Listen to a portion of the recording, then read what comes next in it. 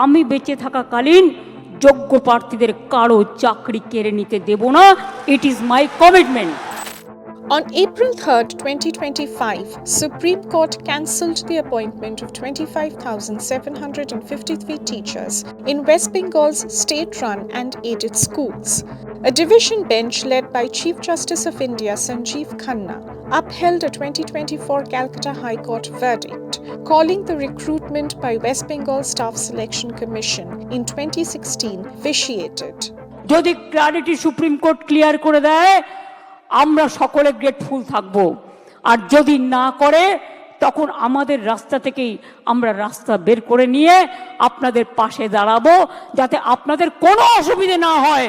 2 মাস suffer করলে 20 বছর suffer করতে হবে না, আর ওই 2 মাসও পুষিয়ে দেবো।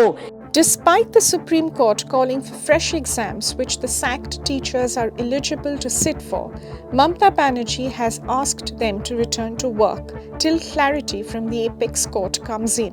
ये जो 700-800 करोड़ का घोटाला, टीचर रिक्रूटमेंट स्कैम, ये फर्जी और नकली, इनको सेव करने के लिए जेन्युइन टीचर नॉन टीचिंग को ये ममता बनर्जी की सरकार कोतल कर दिया है।